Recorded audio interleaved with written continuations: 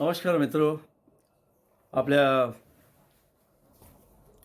हिंदुस्तान अर्थात भारतीय स्वातंत्र्य दिनाच्या सर्व लघुलेखनप्रेमी विद्यार्थी गणास माझ्याकडून हार्दिक शुभेच्छा.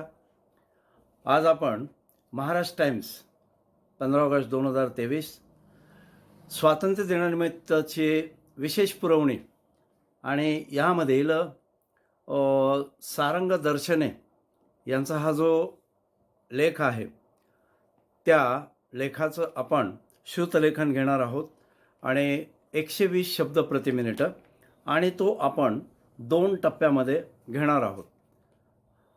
असं आजचं आपलं लघुलेखनाचं सरावाचं काम आपण करीत आहोत. तेव्हा बेरेडी आणि स्टार्ट. 15 ऑगस्ट 1947 रोजी स्वतंत्र झालेला भारत हा खंडप्राय आता जगातला सर्वाधिक लोकसंख्येचा देश दमदार वाटचाल करतो आहे. मात्र आजही भारत 2 नजरांनी स्वतःकडे पाहतो. एक उसने घेतलेली परकी नजर, त्यात विविध अर्थ, राजकीय विचारधारांपासून भारताच्या जगभरातील अभ्यासकांपर्यंत आणि अर्थशास्त्रज्ञांपासून मानववंशशास्त्रज्ञांपर्यंत सारेच आले. यात सर्वत्र भारताची अवहेलना आहे असे नाही, पण ती नजर किंवा दृष्टिकोन अनेकदा भारताला सहानुभावाने योग्य परिप्रेक्ष्यात समजावून घेणारे नसतात. दुसरी एक नजर 1857च्या अयशस्वी स्वातंत्र्य युद्धानंतर वेगाने विकसित होत गेली. ती निखालसपणे अत्यंतिक पूर्व गौरवाची, अतिरेकी अभिमानाची आणि भारत हा कायमच विश्वगुरू होता, आहे आणि राहील असे चढ्या आवाजात बजावणारी होती. अभ्यासाचे आणि आकलनाचे हे दोन्ही दृष्टिकोन चूक, अपुरे आणि भारताच्या सर्वांगीण वाटचालीत धोंड बनणारे आहेत. यात वैचारिक तारतम्य बाळगणारे निदान 2 भारतीय महापुरुष आज आदरपूर्वक स्मरले पाहिजेत. पहिले न्यायमूर्ती महादेव गोविंद रानडे आणि दुसरे डॉक्टर बाबासाहेब आंबेडकर. विशेष म्हणजे आंबेडकरांनी रानड्यांवर फार हृदय लेखन केले आहे. आज भारत मोठी आर्थिक ताकद बनला असताना हे दोघेही अर्थशास्त्राचे सखोल पण स्वतंत्र विचारांचे अभ्यासक होते हे विसरून चालणार नाही. Essays on Indian economics M.G. Ranade, the problem of the rupee, its origin and its solution, doctor B.R. Ambedkar. परिचित. आज आधी दक्षिण आशियावर, नंतर आशिया आफ्रिका खंडावर आणि मग संपूर्ण जगावर नजर टाकली तर स्वतंत्र भारताने गेल्या 7.5 दशकांमध्ये केलेली प्रगती आणि मारलेली मजल थक्क करून टाकणारी आहे. दुसऱ्या महायुद्धानंतर देशोदेशी जम बसविलेला साम्यवाद कोसळणे क्रमप्राप्तच होते. त्याची सुरुवात प्रत्यक्ष सोव्हिएत युनियन पत्त्याच्या बंगल्यासारखा कोसळून पडण्याआधीच झाली होती. अशा वेळी भारताने 7.5 दशके राष्ट्रैक्य टिकवून समाजातील सारे आंतरविरोध पेलत सांभाळत त्रिस्तरीय लोकशाहीची कास न सोडता आणि 1991 नंतर आर्थिक उदारीकरणाची वाट चालत इतकी मोठी मजल मारणे ही अतिशय आनंदाची, अभिमानाची बाब आहे. भारतभूमीचा काही हजार वर्षांचा जो इतिहास आहे त्यात मागे सुवर्णयुग आले असेलही, पण आता मात्र भारताचा अमृत महोत्सव सुरू असताना आलेला सुवर्णकाळ दीर्घकाळ टिकणारा आहे आणि तो केवळ भारताचे नव्हे तर जगाचेही दीर्घकालीन कल्याण आणि हित करू शकणारा आहे. परिच्छेद.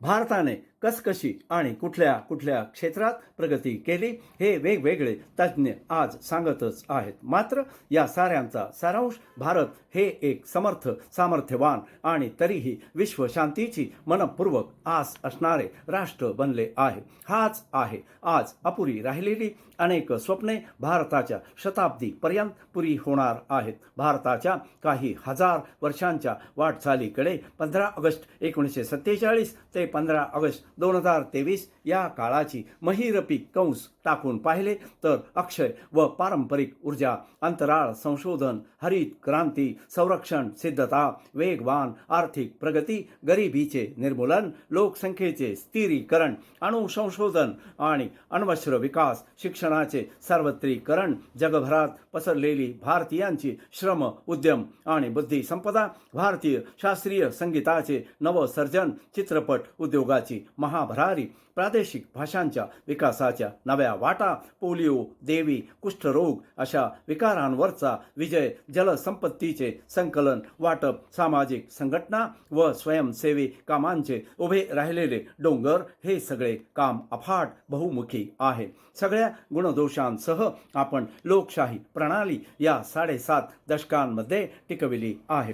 तीत जरूर दोष आहेत, तिच्यावर काही संकटेही आली. ही लोकशाही व्यवस्था स्वलाभासाठी वाकवणारे गणंग स्वातंत्र्यापूर्वीच तरारू लागले, ते सत्तेला धरून राहिले, आजही आहेत. असे असले तरी भारतीय लोकशाही हा खरोखर चमत्कार आहे. दक्षिण किंवा पश्चिम आशिया अथवा आफ्रिकेवर नजर टाकली तर या लोकशाहीचे मोल लक्षात येईल. स्टॉप वर.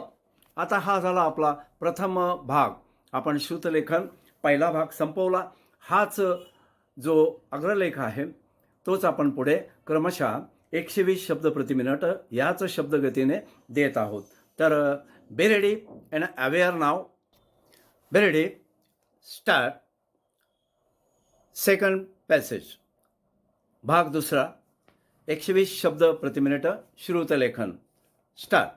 भारतीय न्याय व्यवस्था आणि वृत्तपत्रांसह सर्वच माध्यमांचा लोकशाही मजबूत करण्यात सिंहाचा वाटा आहे. भारत हा एक दिवस जगातला न भूतो असा लोकशाही आदर्श होईल. इतकी अफाट लोकसंख्या लोकशाहीच्या वाटेने जाते आहे असे उदाहरण जगात दुसरे नाही आणि त्याचे श्रेय भारतीय संस्कृती आणि भारतीय तत्वज्ञानाचा मनोरम बहुरंगी पिसाऱ्याला आहे. भारतातला हा सर्व दर्शन संग्रह अनेकांना एक दर्शन संग्रह करावयाचा आहे.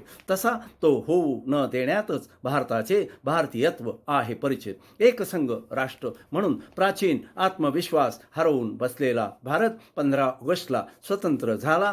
ती खरोखरच शतकानंतर आज पहिली रम्य पहाट होती. मात्र त्यानंतर भारताने फार झपाट्याने अनेक क्षेत्रात प्रगती केली आहे. 1974 मध्ये इंदिरा गांधी आणि 1998 मध्ये अटल बिहारी वाजपेयी या 2 पंतप्रधानांनी यशस्वी अणुचाचण्या केल्या. मात्र डॉक्टर होमी भाभा यांनी पंडित नेहरू असतानाच तुम्ही सांगाल त्या क्षणापासून काही महिन्यात अशा शब्दात अणुबॉम्ब बनविण्याची भारताची क्षमता त्यांना सांगितली होती. पुढे 1966 मध्ये भाभांचा विमान अपघातात कसा मृत्यू झाला हे गूढ कधीतरी उकलेलच. मात्र त्याआधीही आम्ही ठरवू तर 3 महिन्यात अण्वस्त्र शक्ती होऊ असे ते म्हणालेच होते.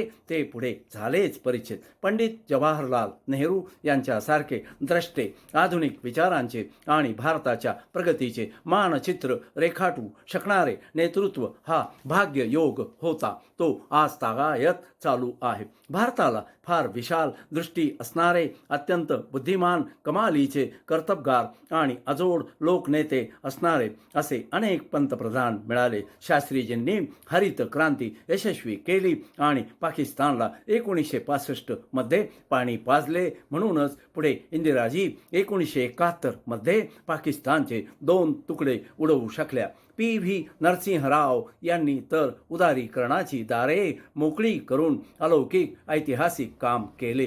आज भारतीय अर्थव्यवस्था 5व्या क्रमांकावर आहे आणि ती 3ऱ्या क्रमांकावर जाणार आहे. याचे श्रेय राव, डॉक्टर मनमोहन सिंग, अटल बिहारी वाजपेयी आणि नरेंद्र मोदी या 4ही पंतप्रधानांना जाते.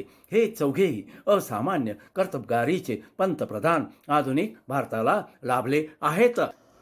परिचित. भारत सारे दबाव झुगारू शकतो आणि त्याला हवे ते तो करतोच याची पहिली स्पष्ट नोंद जगाने इंदिरा गांधी यांच्या कार्यकाळात घेतली आहे. आज तर नरेंद्र मोदी यांनी भारताला विचारात घेतल्याशिवाय महत्त्वाचे जगात काही घडू नये इथपर्यंत हा प्रभाव नेऊन ठेवला आहे. इंदिरा गांधी यांनी शीतयुद्ध चालू असतानाही केवळ अमेरिकाच नव्हे तर रशियाचा दबावही अनेकदा झुगारून दिला. भारताचे पहिले अंतराळवीर स्क्वाड्रन लीडर राकेश शर्मा यांना 3 एप्रिल 1984 रोजी पंतप्रधान इंदिरा गांधी यांनी ऊपर से भारत कैसा दिखता है आपको असा प्रश्न विचारला. तेव्हा त्यांनी मैं बगैर किसी झिझक से कहता हूँ की सारे जहां से अच्छा असे उत्तर दिले. तेव्हा साऱ्या भारताच्या अंगावर रोमांच उभे राहिले होते. नव भारताच्या निर्मितीमधला तो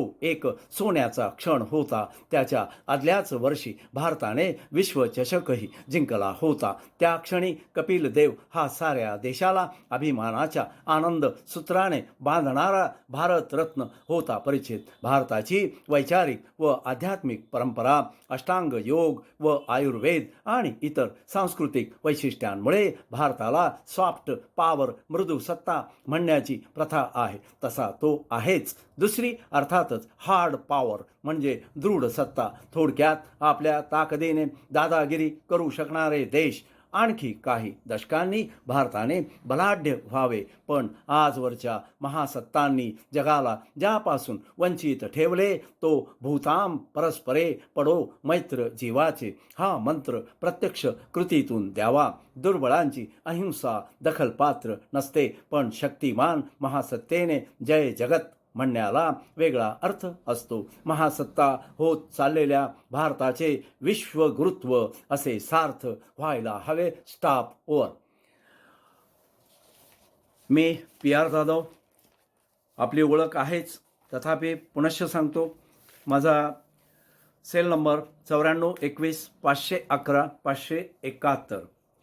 तर आपण हे श्रुतलेखन संपवलं आहे. महाराष्ट्र टाइम्स हे जे पब्लिकेशन, तर ह्या प्रकाशनाला आपण धन्यवाद देऊ. तसंच लेखक सारंग दर्शने यांचा हा अग्रलेख आपण आज इथे श्रुतलेखनासाठी निवडला. त्यांनाही शतशः धन्यवाद देतो.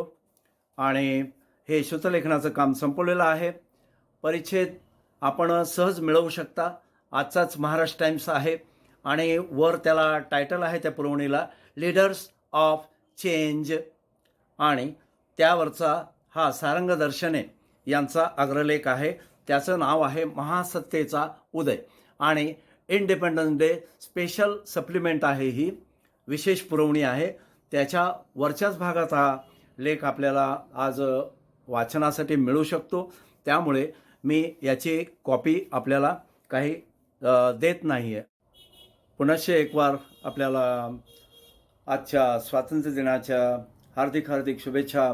आणि आपल्या परीक्षेसाठी पुनश्च एकदा मी शुभेच्छा देतो आणि संपवतो.